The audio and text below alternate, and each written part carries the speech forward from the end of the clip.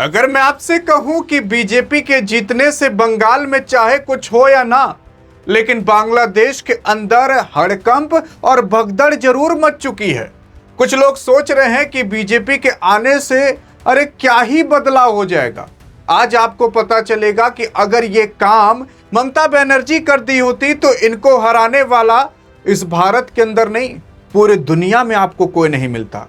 आखिरकार आज इतनी बुरी हालत वेस्ट बंगाल की क्यों थी कि केवल कलकत्ता को छोड़ दो तो एक भी जिला ऐसा नहीं आपको दिखेगा जो थोड़ा बहुत भी आपको विकसित दिखाई दे। आज अगर ये काम हो चुका होता तो आराम से पूरा का पूरा वेस्ट बंगाल सुधर सकता था। और आपकी अगर बीजेपी की सरकार आई, वो कुछ भले करे या ना करे, लेकिन ये काम जरूर करेगी। लेकिन इस काम से बांग्लादेश के अंदर जो हड़कंप मचेगा, आप सुनकर भी पागल हो जाओगे कि भाई साहब यार ये इलेक्शन का तार कहां से कहां तक जुड़ा था। और काफी लोग कह रहे थे कि यार अब मुस्लिमों का क्या होगा, क्या इंडियन मुस्लिम को कुछ होगा कि बांग्लादेशी मुस्लिम को कुछ होगा। कुछ लोग कह रहे थे कि बांग्लादेश के अंदर कुछ होने वाला है। हाँ, अब होने वाला है। कुछ लोग ये कह रहे थे कि यार इतनी सारी सिक्योरिटी फोर्सेस इस दौरान क्यों लगाई गई थी, इतनी तो जम्मू कश्मीर में सिक्योरिटी फोर्स नहीं थी। आज आपको पता चलेगा यार। अगर आप देखने की कोशिश करोगे तो यहां पर जो टीएमसी थी, बीजेपी थी, कांग्रेस थी, सब लड़ी। शुरुआत में एक बार ऐसा लगा कि टीएमसी बीजेपी का साथ पा रही है, लेकिन एट द एंड जाकर यह पता चला कि भाई साहब जो टीएमसी है वो शतक तक नहीं मार पाई और बीजेपी दोहरे शतक तक पहुंच चुकी थी। इतना बड़ा डिफरेंस आ चुका था। लगभग 294 सीटों पर यह पूरा का पूरा इलेक्शन लड़ा गया, जहां पर 180 से 190 के बीच आपकी बीजेपी की सरकार सीट पा चुकी थी और 148 चाहिए था ताकि आप अपनी सरकार बना सको। और बहुमत से बहुत ज्यादा वेस्ट बंगाल के अंदर बीजेपी आ चुकी थी। और अब ममता बनर्जी यहां से हाथ जोड़कर टाटा बाय बाय हो चुकी हैं। 15 साल से सीएम थी, सोची कि एक बार और बन जाएंगे, नीतीश बाबू की तरह हम काम कर लेंगे तो हो जाएंगे। लेकिन नहीं, सब नीतीश बाबू नहीं बन सकते। यहां पर ममता बनर्जी भी जो है वो भी चली गई। लेकिन अब सवाल ये उठता है कि ममता बनर्जी गई, बीजेपी आई, तब भी भगदड़ मच रही है बांग्लादेश के अंदर। अरे यार, अगर आप देखने की कोशिश करोगे तो कपिल सिब्बल साहब ही कहे थे कि इतनी ज्यादा सिक्योरिटी फोर्स अभी जितनी बंगाल में लगाई गई है, इतनी कहीं पर भी नहीं लगी है। मणिपुर के अंदर भी नहीं लगी है, चाहे मणिपुर भले जल रहा हो, यहां तक कि जम्मू कश्मीर के बॉर्डर पर नहीं लगी है।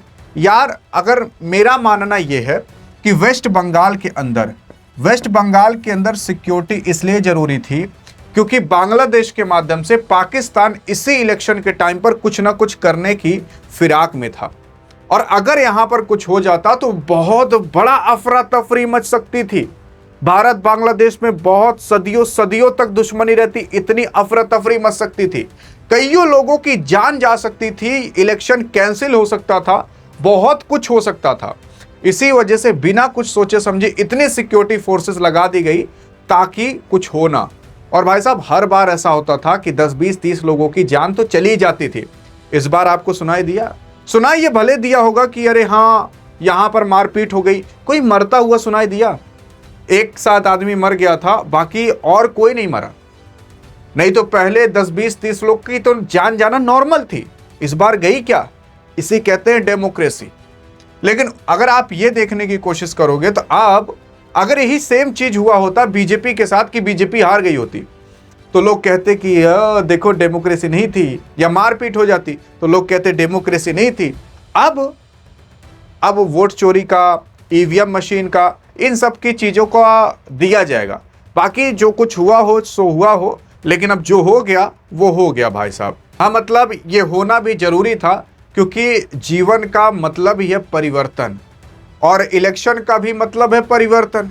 अब जनता ने जिसको चाहा वो होते हुए आपको दिखाई दिया। अब चाहे बीजेपी जीती होती, चाहे कांग्रेस जीती होती, चाहे टीएमसी जीती होती, लेकिन भाई साहब अगर ये काम वो पहले कर दिए होते ना, तो मैं आपको बता रहा हूं बीजेपी क्या पूरी दुनिया में तब कोई टीएमसी को हरा नहीं पाता अगर ये काम कर दिए होते। असल में अगर आप देखोगे, मेरे ऊपर विश्वास नहीं है तो इस बंदे के ऊपर विश्वास करोगे। ये बांग्लादेश का सांसद है, बांग्लादेश का सांसद जिसका नाम अख्तर हुसैन है। ये कहता है कि बंगाल में जो एग्जिट पोल और चुनाव रुझाने में भारतीय जनता पार्टी को आगे दिखाया जाना बांग्लादेश के लिए टेंशन की बात है। ये कोई और नहीं बल्कि ये सांसद कह रहा है कि बीजेपी अगर जीतती है तो इससे भारत के लिए नहीं बल्कि बांग्लादेश के लिए काफ़ी ज़्यादा टेंशन की बात है। बंगाल नहीं, बांग्लादेश के लिए। क्यों? ऐसा क्यों कहा जा रहा है?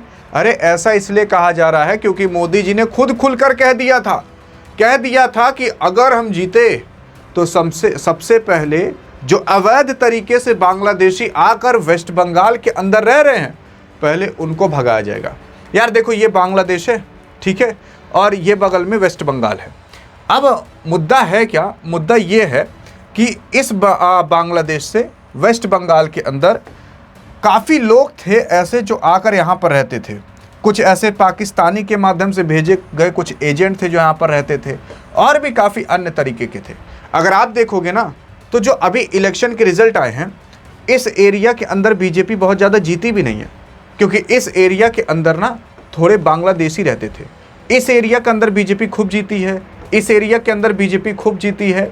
मतलब यहाँ पर बीजेपी का दबदबा है क्योंकि इधर भारत के एरिया आता है। इधर बॉर्डर वाले एरिया पर बीजेपी बहुत कम जीती है अगर आप देखोगे। और दूसरी चीज़ क्यों जीती है? क्योंकि अगर बांग्लादेशी भागकर बंगाल में रह रहे हैं तो वो बॉर्डर के आसपास वाले ज़िले के ही पास रह रहे होंगे, तो वो नहीं चाह रहे थे कि बीजेपी जीते। क्यों? क्योंकि अगर बीजेपी जीती तो पहले लोग पहले बांग्लादेशियों को भगाएगी। अब बांग्लादेशियों को भगाना जरूरी क्यों है? बस आप ऐसा सोच लीजिए कि एक प्रदेश के अंदर 10 लोग हैं, मान लेते हैं 10 लोग हैं, आप 10 करोड़ काउंट कर सकते हो, 10 लाख सिंपल सा कैलकुलेशन के लिए, और सरकार उन 10 लोगों के ऊपर 100 रुपये खर्च करती है। अब आप खुद सोचकर देख लो कि अगर सरकार 10 लोगों के ऊपर 100 रुपये खर्च की तो एक आदमी के ऊपर कितना रुपया जाएगा? 10 रुपया जाएगा। चलो मान लेते हैं कि सरकार उस प्रदेश के अंदर 200 रुपये खर्च करती है, तब एक लोग के ऊपर कितना जाएगा? 20-20 रुपये चला जाएगा।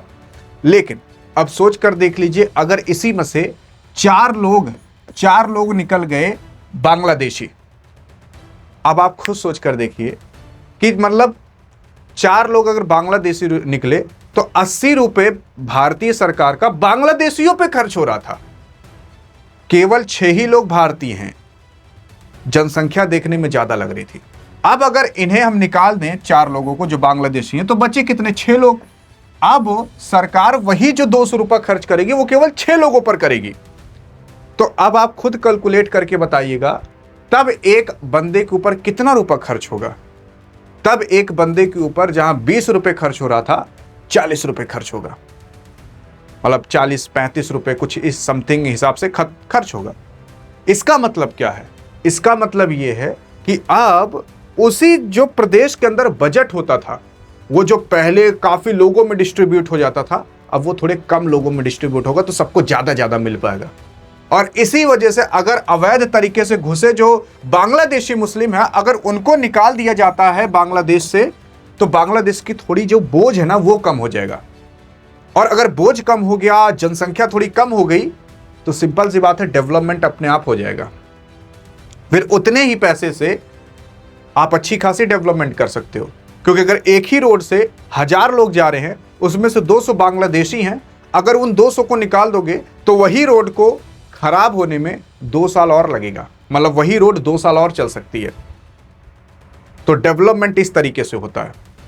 और अगर यहां से बांग्लादेशी को दौड़ा दिया जाए, भगा दिया जाए, तो इससे भारत का फायदा होगा ही होगा। और बांग्लादेश ने भारत को दिया ही क्या है यार? आतंक के अलावा क्या दिया है? 1971 में पैदा किया आप और हम, भारत पैदा किया। आज 2025-26 के अंदर भारत के ही खिलाफ लड़ने पर ये उतर आए थे। पाकिस्तान के कहने पर चलते हैं ये। पाकिस्तान के कई सारे एजेंट यहाँ पर बैठे रहते हैं जो भारत के अंदर घुसकर काम किया करते हैं।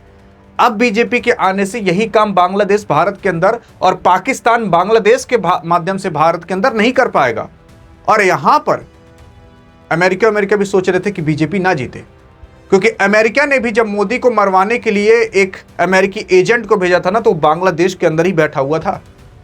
तो जब भी भारत के अंदर उथल पुथल करानी रहती है तो बांग्लादेश के माध्यम से चाइना, अमेरिका, पाकिस्तान कराते थे, लेकिन अब नहीं करा पाएंगे, क्योंकि अब पहले तो बांग्लादेशी को भगाया जाएगा। अब आप खुद सोच कर देखिए ना कि अगर 100 सिलेंडर हैं और 200 लोग हैं, तो मतलब सबको एक एक सिलेंडर नहीं मिल पाएगा।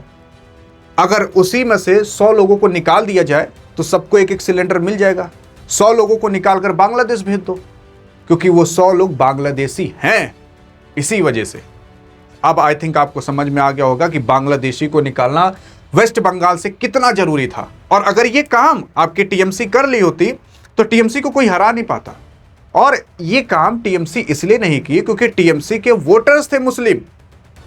अब मैं भारतीय मुस्लिम की बात नहीं कर रहा, भारतीय मुस्लिम यार क्या बताऊं कितने लाजवाब हैं, लेकिन ये जो पाकिस्तान के और बांग्लादेश के हैं ना, ये आकर यहां पर उपद्रव मचाते हैं। हाँ जी हाँ, नाम लगता है भारतीय मुस्लिम का, बदनाम होते हैं वो, करते हैं बांग्लादेश और पाकिस्तान वाले। सोच कर देखिए, मुस्लिम जात भी बहुत अच्छी है और हिंदू जात भी बहुत अच्छी है, लेकिन दुनिया के अंदर अगर मुस्लिमों को कोई बदनाम किया है तो वो पाकिस्तान है। हाँ जी हाँ, नहीं तो मुस्लिम जात काफी अच्छी है। मैं हिंदू हूं, मैं ऐसा नहीं कह रहा कि मैं मुस्लिम हूं तो इसलिए मुस्लिम की तारीफ नहीं।